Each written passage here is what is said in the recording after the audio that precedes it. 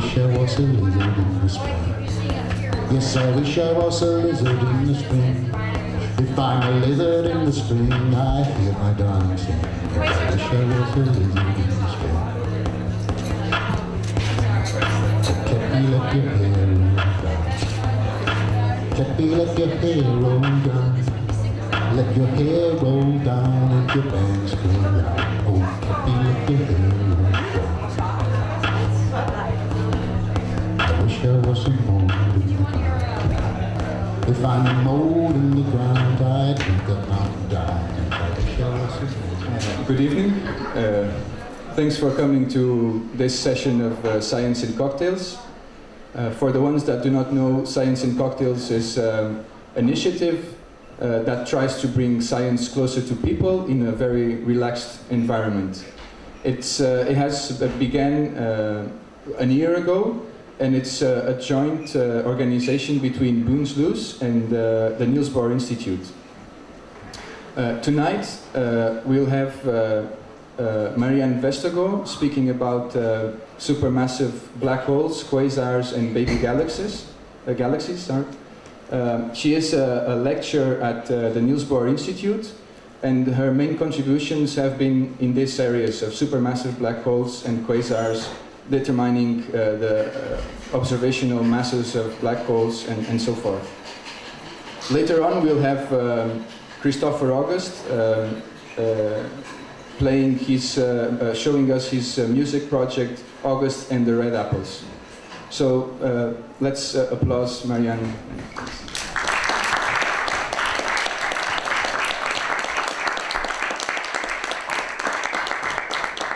Thank you so much, and it's a real pleasure for me to be here. Do let me know if I talk too fast, because I tend to do that sometimes, and I'm not thinking about the fact that I'm speaking to people who may not have English as their first language, okay? So I'm going to talk about supermassive black holes, quasars, and baby galaxies, and you're probably wondering what they all have to do with one another, right? So to start off, are you going to turn off the spotlight? Are you going to turn up the microphone? I can shout too. But you may want to turn off the spotlight, because otherwise, okay, maybe not too loud, because, okay, thank you. All right, so to get started, I want to give you an overview of what I'm going to talk about today. So first off, I'm going to tell you what a black hole is, and then talk about how astronomers actually determine black hole masses. And I'm going to actually continue and say, well, we actually know that black holes exist, and show you some of the evidence for it. And then we're moving on to the very interesting thing is, why do we even care about these black holes? Why are astronomers so interested in studying these black holes?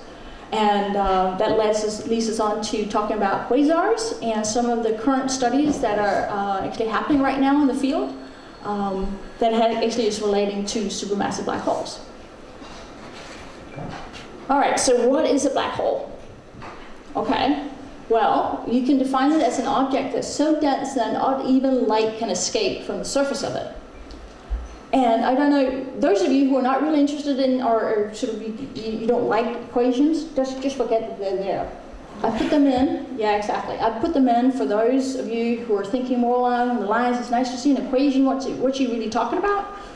So I have them here for you to sort of see how things are going. But the way you can think of an object, Earth, for example, as you know, we need to give a rocket a lot of energy in order to escape our gravitational field. Same way for the sun. If we were to actually escape from the surface of the sun, we needed just even more energy in order to escape from it.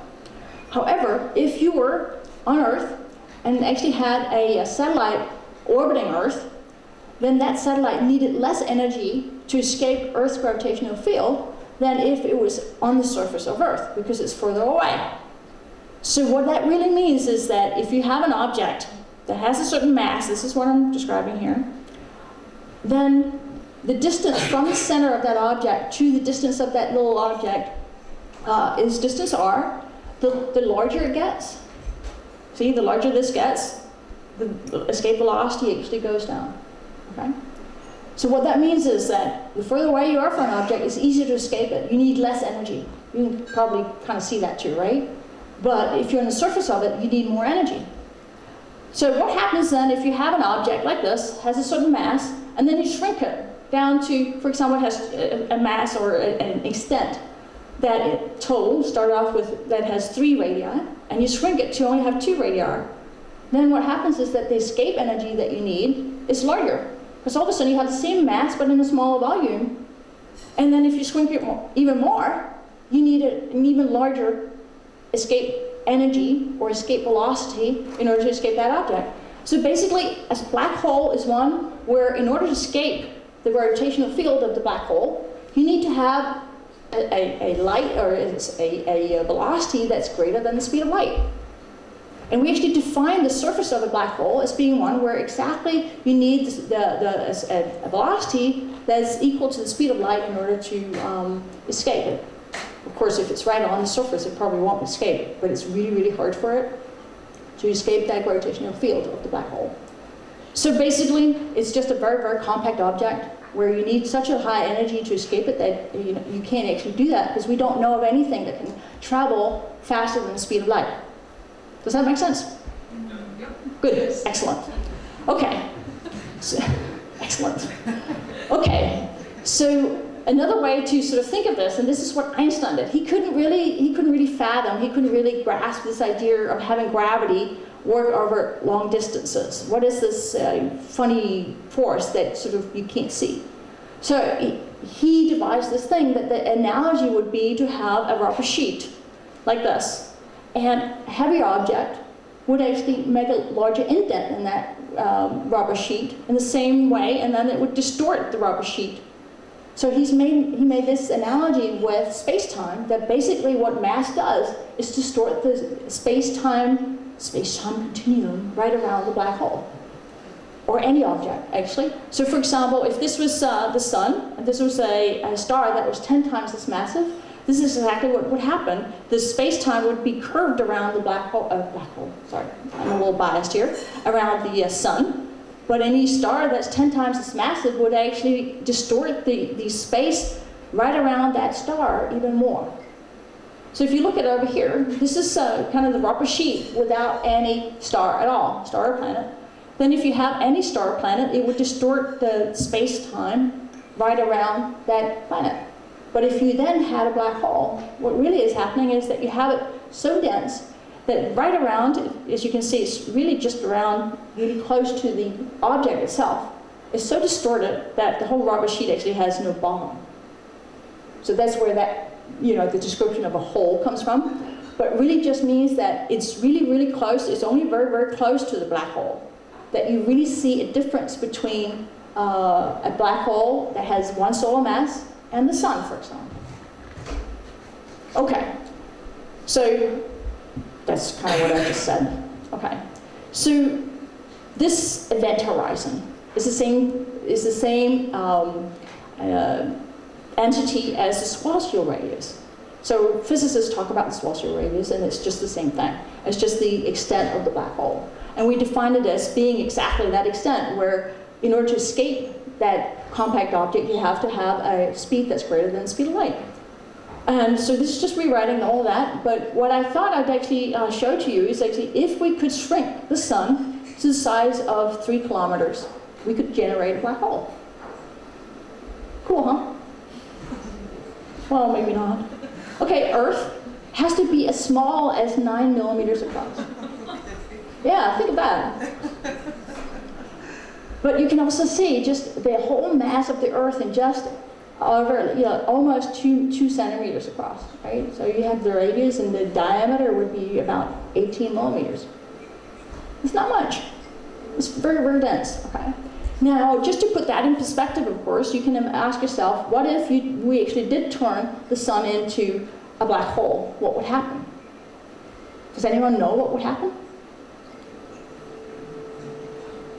It would get really dark, yeah, exactly.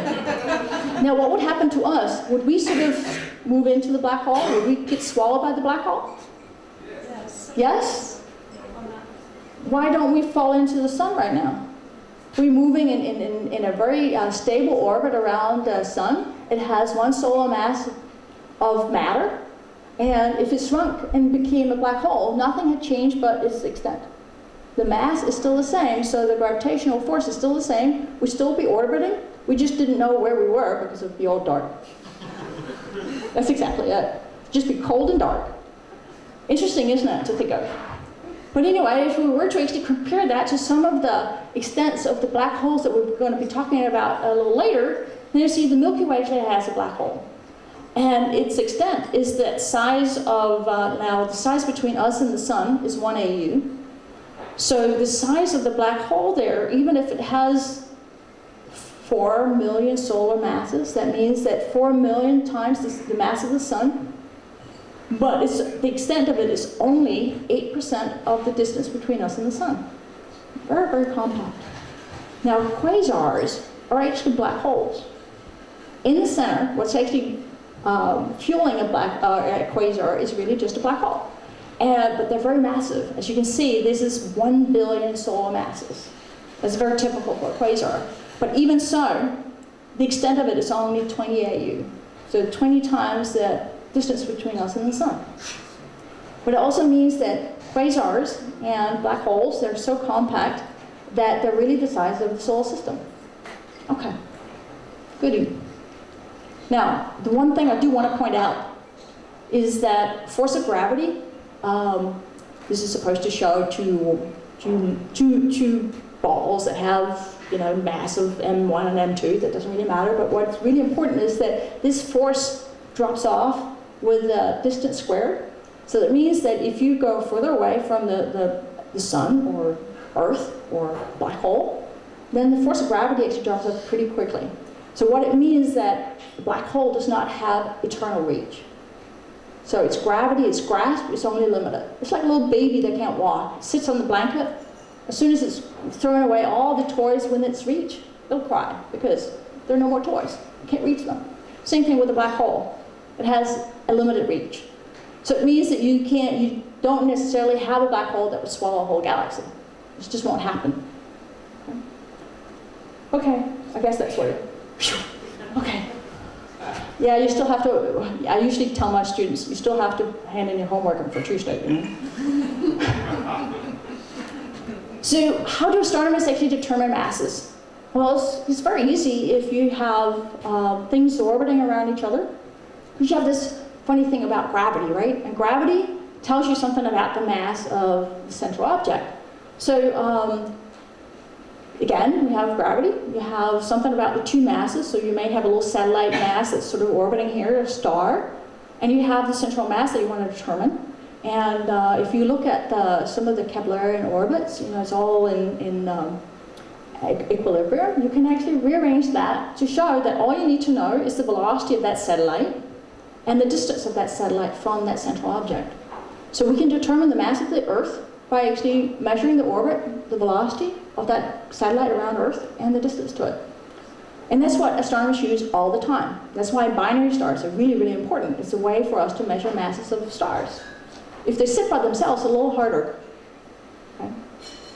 Okay, so black holes, do they really exist? Well, the first stellar black hole got confirmed back in 1990, so it's not that long ago.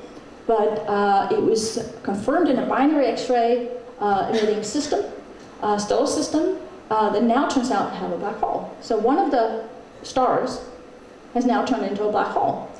And it's located in the constellation of Swan, as you can see here, which is Cygnus in Latin, I think.